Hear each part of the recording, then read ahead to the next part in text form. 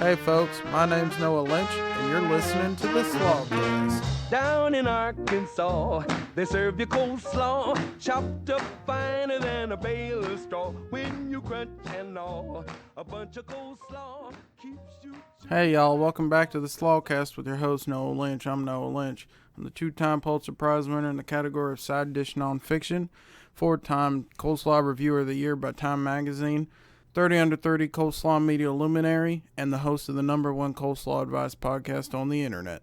I'm excited to finally be able to release this episode because, as we teased last time, I had received a phone call from, some would say an old friend. It was, he was threatening me and my coleslaw, and I wasn't able to release it to y'all because of the court proceedings going on, but that's all done with, and fortunately for me and for the entire community, he won't be getting his hands on another serving of slaw for 25 to life. Now, just a little bit of background for y'all before I play this recording.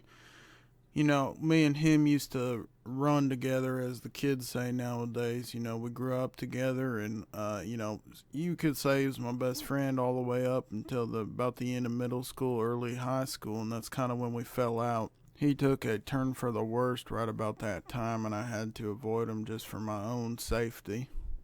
I just want to preface this before I hit play that, this is graphic material and not intended for all audiences. If you're listening with the kiddos in the van or whatever, I'd advise you right about this time to tell them to put their headphones in and listen to some Christina Aguilera because it's a little bit intense.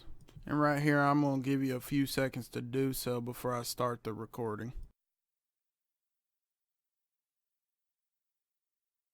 Alright, now we're going to go ahead and start it. Now, for obvious reasons, his voice is disguised here because we want to keep his identity as secret as possible.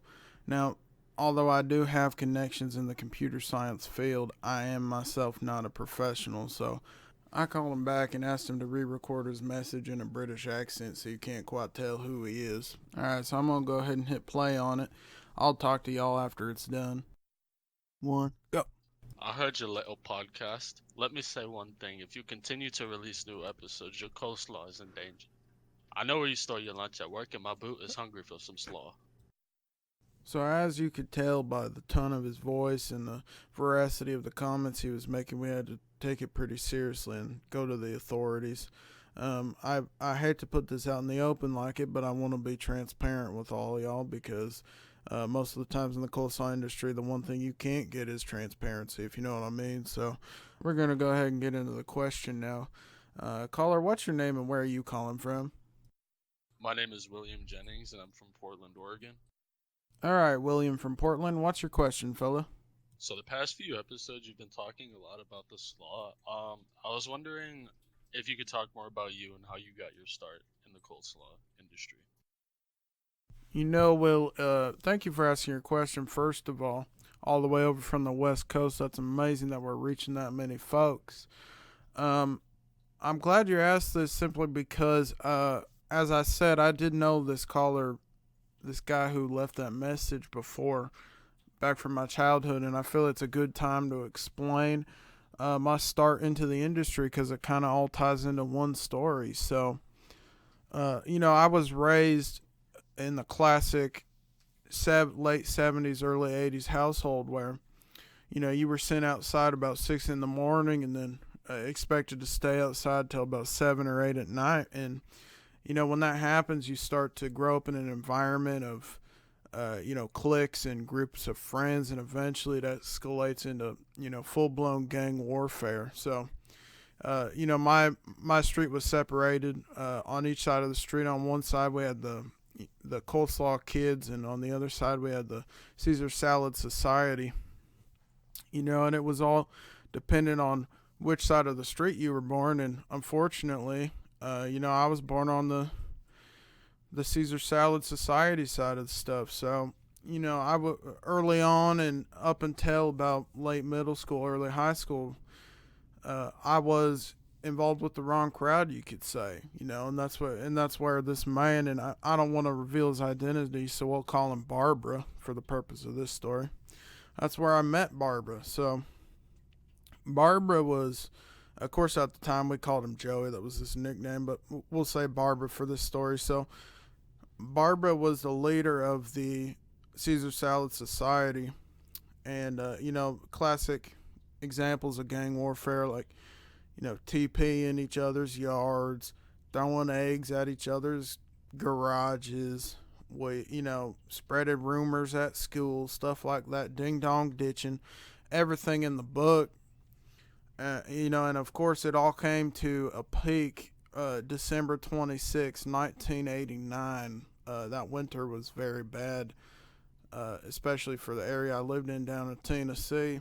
And, the yearly snowball fight between the two sides was going to commence the next day. So we were all building our forts on each side of the road, and preparing our snowballs. And, I was doing my thing, and I looked over and I saw Barbara and a couple other guys, just preparing their snowballs like you would. And that wasn't anything weird. So, something told me go over there and investigate. So, I walked over and I asked them how they were doing, And I noticed I had those yellow rubber gloves on that you'd use to wash dishes in order to avoid chemical contact with your skin.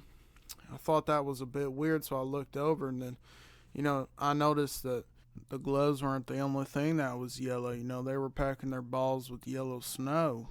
And I saw that, and it kind of was a reality check to the kind of people I was involved with.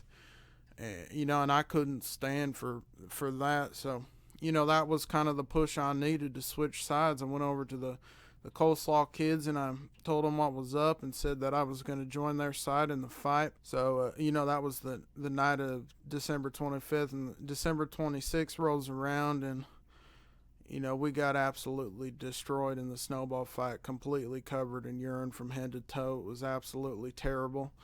A couple of us developed some major autoimmune diseases. But I will say from that moment on, I knew that although I was covered head to toe in urine, my soul was completely clean. And I never regretted making that decision. I never looked back even once in my life. And I don't like to share this story with many people because I think that there's kind of this, a stereotype of a coleslaw reviewer that, I'm squeaky clean and a stand-up guy, and I am now, but I wasn't always that way. So, when you look at someone, it's important not to judge a book by the cover. I got into coleslaw as a way to get out of a bad part of my life, and that's what it's kind of given me, and that's why I'm glad that I'm here today to spread the word and help people out of bad situations as well. I want to thank William for asking that question. It's hard for me to open up like that, folks, but I hope you enjoyed it, and I hope you enjoyed the story. I'll see you next time. Until then, I'll slaw you later. No bread, no meat, no potatoes, and nothing that's sweet. All I want is a lot of coleslaw.